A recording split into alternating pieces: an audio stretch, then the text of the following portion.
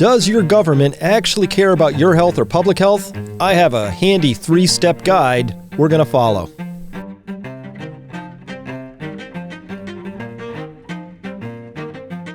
Hello everyone, Dr. Chris Martenson here. Took a little break off during the Christmas to New Year's week, so hey, feels good to be back with you here. And today, wow, we got a lot to talk about because the narrative has been changing so much, and I really want to talk about, though, what's become increasingly clear and obvious is answering this question: does your government actually care about you and your health? And so I've prepared a handy guide, and this is episode 41, and so we're just going to take a look at this very quickly.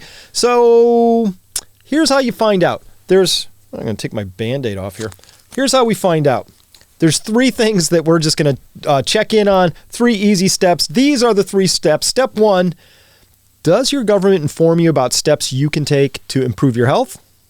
Are your citizens, and step 2 here, are your citizens still sent home to tough it out? Step 3, does your government waste resources blocking that word down there? And as you know, certain words I still can't say as a medically trained individual on this free and fair platform in this free and fair country. So we'll just leave you to interpret that word for yourself, but we're going to start here. Step number 1. Has your government produced a video like this? Let's look at this. This is really just astonishingly good, exactly right, pitch perfect, comes to us courtesy of El Salvador. So we're going along here. They're talking about having a healthy lifestyle helps to reduce the complications from COVID-19. Hey, look, they're age matching, comorbidity matching here. Obviously, they're talking about now who's most at risk in an age and morbidity stratified way. So look at these recommendations. This is great. A, maintain a healthy and balanced diet. Awesome. Try to maintain your ideal weight. That's good. Outdoor activities. Awesome. Fresh air and sunlight. I'm going with it. Ooh, vitamin D. It's a great suggestion right there. Drink plenty of water. I'm down with that as well. They talk about keeping your kidneys healthy, cut down on stress by spending time on yourself. Very important. They're recommending yoga, maybe book reading, at least 6 hours of sleep a night. Very important. Now they're mentioning some citrus fruits here. Try to avoid alcohol and bad foods for you, like the ones you might find at the stores that all were allowed to remain open. And then we take care of each other by staying healthy. That was produced and that was put out for all the people to see. Now that's fantastic. I realize we've only had 2 years in this country, and the CDC and the NIH and the FDA only have tens of billions of dollars at their disposal. This sort of a video probably costs tens of dollars to produce in the scheme of things. So obviously too much to expect, but El Salvador managed to pull it off. So I endorse 100% of the recommendations in this video. Absolutely right. And by the way, if we were running what I would consider to be a healthy, normal policy, and if your government was running a healthy, normal policy, you would see it spending money on producing informational pieces like this and asking and advising people and nudging people to become healthier, lose weight, get plenty of sleep, keep the stress down, eat well, all of the things that you would normally do. So that would be a sign that your government actually cares about you and public health, as if it's producing videos like that. And by the way, look at this, 997,000 views by the time I came across it on Twitter this morning. So people are obviously looking at this and catching the vibe. Now, why is that especially important? Well, every so often the CDC does come out with a pretty decent report. This is a decent one, not great, but decent. A lot of authors on this. This just came out in their morbidity and mortality weekly report. Let me get my drawing tool out here. Yeah, this thing, morbidity and mortality weekly report. A lot of names again. And now they're looking at here the characteristics of clinical outcomes of children and adolescents under 18 years of age hospitalized with COVID. They just looked at 6 hospitals, July through August of 2021. What did they find? Pretty cool. First up, they did note, which was important, I'm glad they did, this is during that time period is when the Delta variant was most prominent. And the Delta variant was a real beast of a variant. Remember, it has an all-critical mutation right in that PRRA, polybasic furin cleavage site, to make it an RRRA, the pirate mutation. That thing was really very, very good at being cleaved and entering into cells, which made it much more transmissive, also very high viral loads. Also, didn't care as much about your vaccinated status. So at any rate, during the Delta variant, here's what they noted down here, quote, U.S. pediatric COVID-19 related hospitalizations during this period following emergence of the Delta variant peaked in September of 2021. Second part down there, to date, clinical signs and symptoms, illness, of course, and factors contributing to hospitalizations during the period of Delta predominance have not been well described in pediatric patients. So I'm pretty glad this report is finally coming out. We might ask ourselves again, now that we're almost 2 years into this, what have we been doing over there at the CDC and other places? Why have the hospitalizations and other factors and characterizations not been well described in pediatric patients? Seems like a bit of an oversight. That would be important data to gather. Here, at least now, they've gathered some of that data and they're looking through it. And the findings are surprising, not surprising. First thing up we should note here is, let me see this one. Yeah. Nope.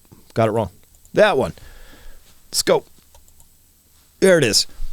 Quote, among 915 patients identified, so not a huge study, 713, or about 78%, were hospitalized for COVID-19. The remaining balance had incidental positive SARS-CoV-2 test results. That means they came into the hospital for other reasons. Hey, they test everybody. So some of the kids just happened to test positive, but didn't have any other attendant symptomology. So about 78% were hospitalized for COVID. Second part in yellow right here, among 713 patients hospitalized for COVID-19, that includes everybody, by the way, who was there for COVID-19. 24.7% were aged under 1 year. That's important. We'll get to that in just a second, what I think that's all about. 17% were aged 1 to 4 years, 20% 5 to 11 years, 38% 12 to 17 years. So most of those aged 12 to 17. Very interesting that we see so many under 1 year of age and also in that 1 to 4 year age group. We'll talk about that in a second. And approximately 2/3 of the patients, 67.5%, had one or more underlying medical conditions, with obesity being the most common at 32.4%.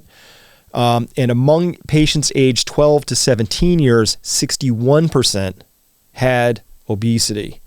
And some of this was looking at the tables. These are very morbidly obese, some of these children. So again, we've known this for a long time. Obesity is a very, very strong leading factor for the severity of COVID-19 in children as it is in adults. So that's not a surprising finding, but maybe it is surprising. But again, what we're noting here is that of the people who are showing up, they're unhealthy on average. They have one or more comorbidities. So that's something that we're seeing even in children. Continuing in green down below, quote, among patients hospitalized for COVID-19, 15.8% had a viral co-infection. So which virus are they in there for? And 66.4% of those had a respiratory syncytial virus. That's the RSV infection. Hey, RSV puts kids in the hospital before COVID, and it'll be putting kids in the hospital after COVID. It's a real beast in some children. And approximately 1/3 of patients aged under 5 years hospitalized for COVID-19 had a viral co-infection. So I said it's a pretty good paper. Here's why it's not a great paper. I have to start teasing these numbers apart. Here's what I want to know. Just show me by age, everybody, and then show me which viruses they had, and we can see, are they here because of COVID or are they here with COVID because they're here for RSV? We can't really tell from this paper the way it's presented. We have to peer between the lines. But what we're seeing here is at least some data. So that's better than nothing. And here's why I kept harping on that age, and here's why it's important. So this is from Australia, this particular data we have right here. And this is an older paper coming to us from 2019. No, this is from the period they're studying from 2006 to 2015.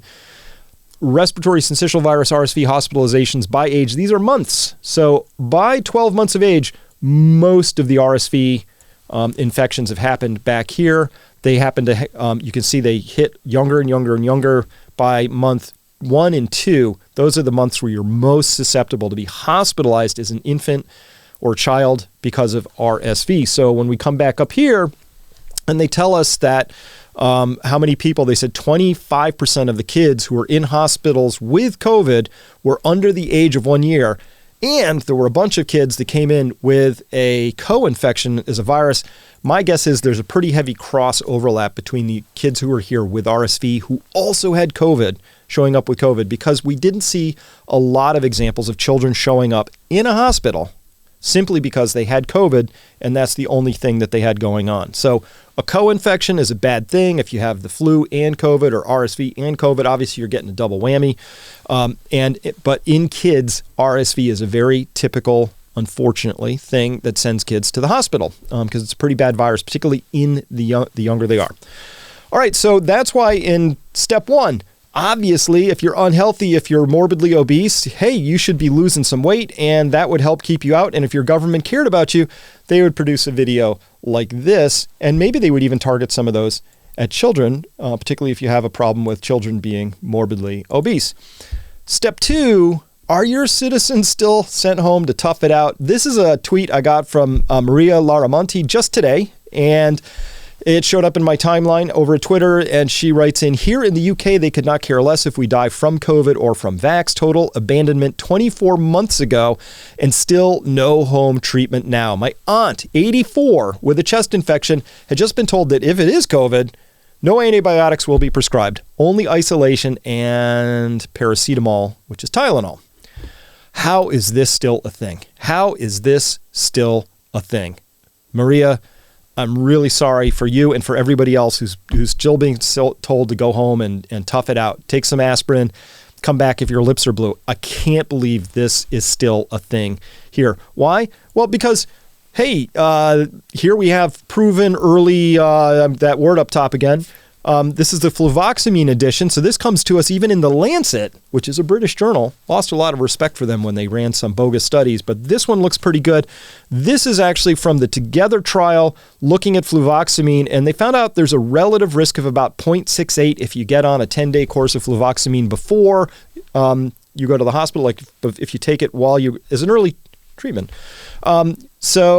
And this, of course, was published in October of 2021, quite a while ago, but the preprint was available even before then. So we've known for a long time that there is a 32% lower chance of hospitalization. So I would clearly say that for somebody like Maria, you might want to check back in with your doctors, make sure that they know about this particular study. That would be cool. You know what else would be cool is if they knew about this stuff, vitamin D.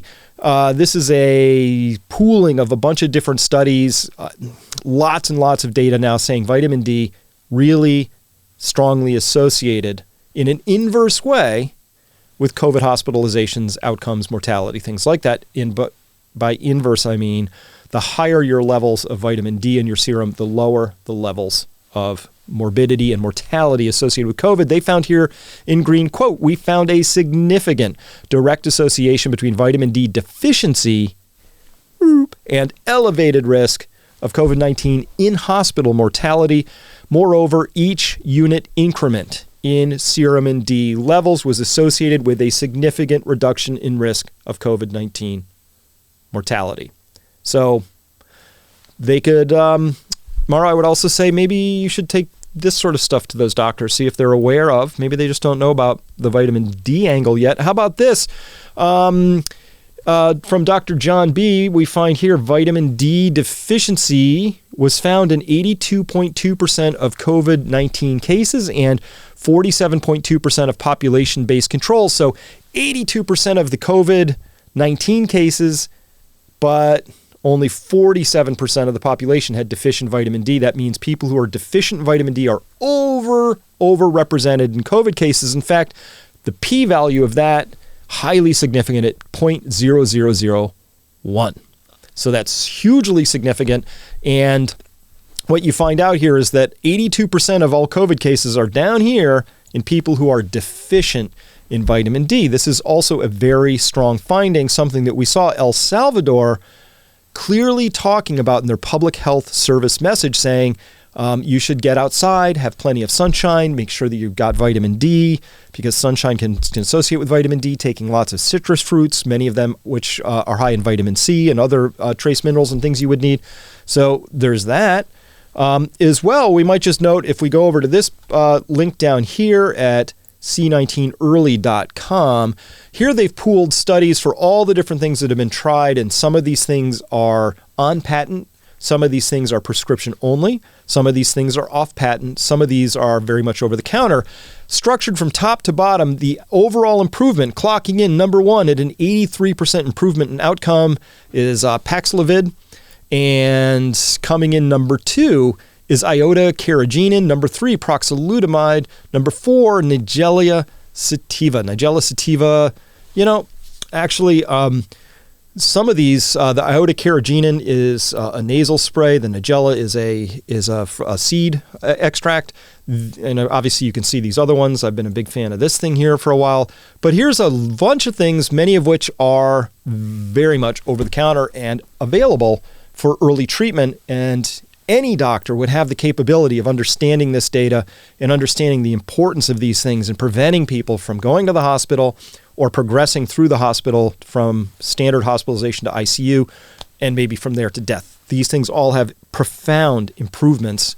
83, 80, 70s. These are big deals, big deals. So lots of things can be done. Curcumin's on here, vitamin A, lots of things. These are all backed up by studies. Some of these with lots of studies. This one here, my fave, this one clocking in with 73 studies under its belt and over 56,000 patients. It's a big number. But some of these other ones, here's one with 40,000 patients where we have data for 13,000, thousands and thousands. This one, vitamin D now with 122,000 separate patients and 58 separate studies. So there's lots and lots of data here. To any doctor who's out there saying, hey, there's really no data to support early treatments, they're just not caught up at all with the state of the literature at this point in time, which can happen. People get busy. I totally understand. However, this data does exist. So if you want to find that data, it's all linked through at that link down there. So that works. Now, some of these things, what's fascinating, we're going to be holding a seminar, an event at Peak Prosperity. This is our live virtual event. It's going to be a lot of fun. We have a bunch of people on there, and I've circled one of them, Pierre Corey, and also right beneath him, Dr. Keith Berkowitz. Both of them are very active in the treatments for patients, and Pierre Corey is going to take us through some of his favorite things on this list that are in his personal medicine chest for how you could attend to yourself at home if you ever wanted to, or engage in self-care. So we're going to be talking about that as well. We got Brett Weinstein and George Gammon, Evie Botello. Some of you know her through our work here at Peak Prosperity. Ben Swan, really exciting list of people, many more. Can't wait for this event because once we get to number 3, we're going to find out it's pretty clear that we're up against something here. And it's not health. It's not public health. And it has much, much larger implications that go way beyond COVID. So let's talk about it. Step number 3 to figuring out if your government cares about you. Does it waste resources blocking treatments? I couldn't believe this when I came across it. This is from written by Joyce. Came in a comment at the FLCCC Alliance. I know Joyce, wonderful, wonderful person. And she wrote this piece on Substack that the FLCCC lawyer... this is unbelievable. On November 23rd, 2021, the office of Letitia James, the Attorney General of the state of New York, issued a letter to physicians listed as telehealth providers on the FLCCC website. She warned these doctors, many of whom were from other states, not New York, that they must cease and desist from prescribing Ivermectin to residents of New York State, and they must amend their telehealth advertisement on the FLCC website to indicate they do not serve residents of the state of New York. The letter further threatened that failure to comply with the Attorney General's directive could result in a lawsuit seeking to enjoin deceptive acts and to seek restitution damages and penalties at up to $5,000 for each violation. The deceptive acts were outlined in the letter. Let's take a look at them. First, so falsehood number 1 that was described by the Attorney General was providers of ivermectin are misleading consumers as to the effectiveness of ivermectin for COVID-19.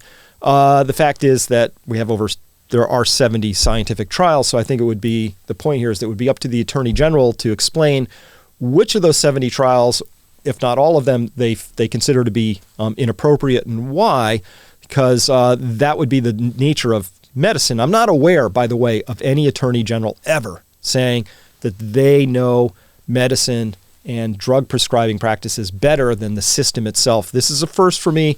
It's kind of interesting. Number two was that adverse effects. So they say here, adverse effects associated with ivermectin are increasing, as shown in the rise in calls to poison control centers reporting overdoses and adverse effects.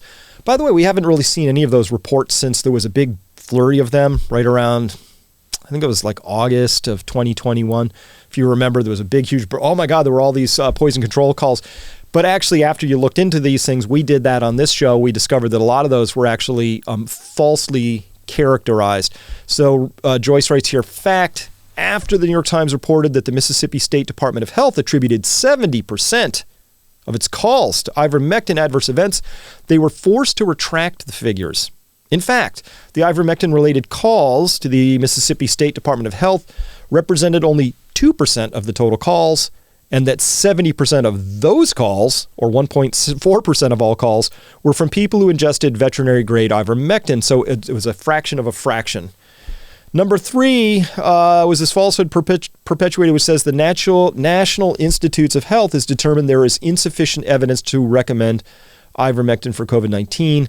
The fact is that NIH actually currently has a neutral stance on IVM, which means that they neither recommend for or against. So that's the state of it. Kind of shocking that a New York Attorney General would put a lot of resources into something like this and would be unaware of the actual facts of the case. So I consider this a misuse of resources. I consider this to be an inappropriate overreach by a government, but I'm not alone. And the way I detect that, of course, is, and by the way, here's how I detect that. So this is a really cool graphic that the New York Times put together, and it shows net migration between and among the states here of the United States. And it classifies states into states which have this sort of orangish, tannish color, are states which have mandates for workers, okay, because these could be vaccine mandates, these could be mask mandates, things like that. And then they compare these to states where the mandates are actually blocked or forbidden. And then there's a few states which have no statewide policy one way or the other. Over this period from July 2020 to July 2021, the mandate states lost 816,748 people, and the mandates blocking states saw an influx of 715,000 plus people to their states. So there's a mass migration going on right now. And I know people caught up in this in the sense that people who are trying to move to these states and buy a house are finding those real estate markets are exploding in all of those gray states down there. By the way, New York State lost 352,185 people in that period.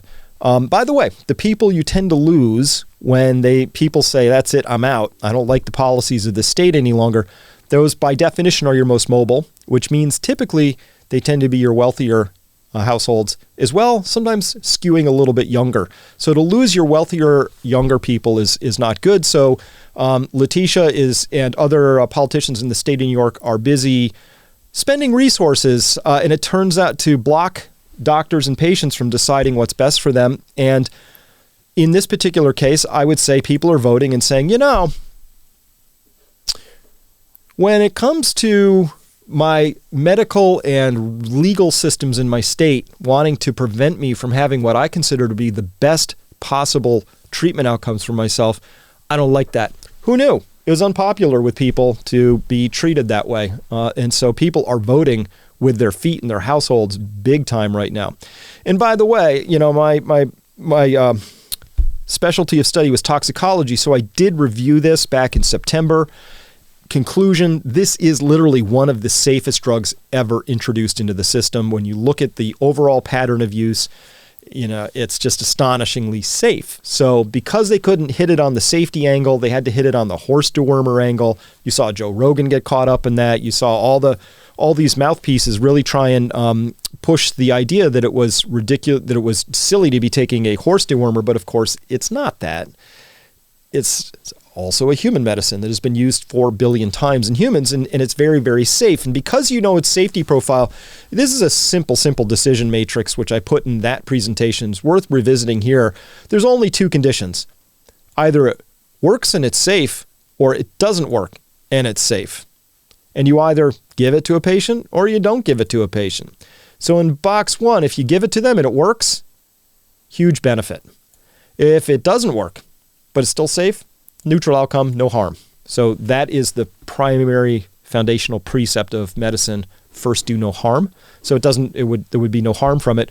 But what if you don't give it to a patient, but it works? Now you got harm.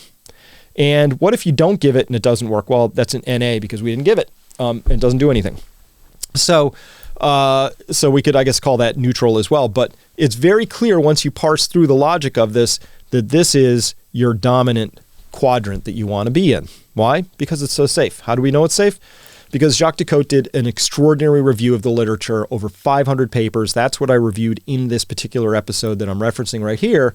It's very, very safe. So in this day and age, to see somebody like the AG of New York coming forward and saying this stuff isn't safe, because they're referencing some crazy, by the way, calls to a poison control center, those don't count. People call all the time for all sorts of reasons. If you drank water too quickly and you called the poison control center, that gets logged as a concern about the safety of water. That's just how it works. So it's interesting to see how that's unfolding. All right. So conclusions here. Look, the public health agencies, they've just failed, and they've continued to fail, and they failed comprehensively. And I've reviewed this before in the all-cause mortality data, which are shocking this year compared to last year. Something is wrong in this story. When we don't see, it's both the sins of omission and commission. The omission sins are not telling us about the importance of exercise and sleeping well and eating well and having appropriate levels of vitamin D in your body, preparing your terrain, of skipping out and actively committing the sins of blocking early treatments that we know with tons of data, lots of science, have positive benefits. So that's a pretty comprehensive fail. That's what I'm pointing to here.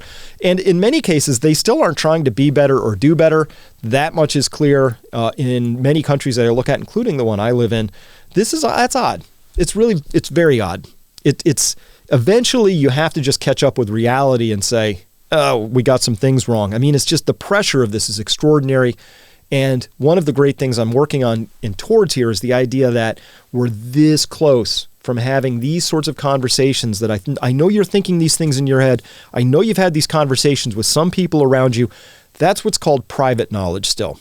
When it's common knowledge is when everybody knows what everybody knows. And it's shocking the number of things that have come out into common knowledge just in the past week and a half, right? We even had Fauci admitting, or explaining, I should say, not even admitting, claiming the territory of explaining in his grouchy way that kids in the hospital today might be there because they happen to be there with COVID, but not because they were there because of COVID. That's Fauci. So all of a sudden, this thing you and I've been trying to talk about for 2 years, just that simple distinction. Are you there with it, or you're there because of it? That's an important distinction, obviously, of course. And now all of a sudden, we're seeing that shift into common knowledge where people now, because Fauci said it, well, I guess we can all talk about it now. That's weird, because we could have reasoned our way through that, and we did, all on our own. All right, all of which means the future is going to be kind of bleak. It's going to be tough, really tough. Why is that? It's because the same failures of simple logic, of simple deduction, the same failures of corruption and institutional inertia and the inappropriate, like the total loss of the plot line, that these institutions are there to serve us, not the other way around. I mean, we've even seen this at the college and university levels where they no longer feel like they have an appropriate level of responsibility for assuring that the people who come through their programs have a meaningful return on that investment over time, or other things like that. So this level of institutional failure is coming at a really awkward time in human history, and that's something I need to talk to people about. That agenda that we've felt in play throughout 2020 and 2021, Okay, that's agenda is why you need to be resilient and prepared coming into 2022. Speaking of which, we have our annual seminar coming up. This is going to be a virtual seminar, number of awesome things. You can see these incredible featured speakers we have down here. We're going to be exploring the agenda, what you can do about it. The goal of this is for you to have enough context to become resilient, emotionally resilient, financially resilient, materially resilient, things like that. And so that's January 29th and 30th. That's Saturday, Sunday. It's a virtual event, will be recorded. We have an early bird special, 25% off if you sign up before the 10th of January. And by the way, something special this year. I know you all love talking with each other, so we've worked extra hard. We're going to have special dedicated digital pavilions open for you for an entire week before the seminar and then however long afterwards, depending on the energy, because we want you to be able to talk with each other. All right, so that's the seminar, but I have one other date for you to look at, and that's this one here, because I am going to be showing up here at this, and I'm looking forward to meeting lots of people here at this thing. I'll let you read what it is, and because I'm never clear what's going to trip up the sensors, and I don't know anymore. So this is really important. This is about people in the United States, our voices being heard. I'm going to show up there. If you come by Peak Prosperity, you can also find out where we're going to be gathering, because we're going to have a couple of rally points. We're going to be wearing resilience t-shirts and other ways of identifying each other. It's going to be fun. Hope the weather's good for that. And so I can't wait to see people there. think I'm going to be speaking at this thing too, so I'm hoping it's super well attended. At any rate, we'll check that out. Part 2 of this, which I'm going to be talking about back at Peak Prosperity, I have more data, more insights, more things to discuss around the data that I'm seeing right now and what the implications of that are. So if you want to come by the website, remember we are always running a special offer here for you, the YouTube viewers, where you can come on over and try us out for just $7 for the first month. See if it fits. If it does, great. But this kind of discussion and this kind of data is what we're talking about over there. All right, so for those of you who are going to see me over there, come on over. I'll see you at Peak Prosperity. For everybody else, I will see you next time. See ya.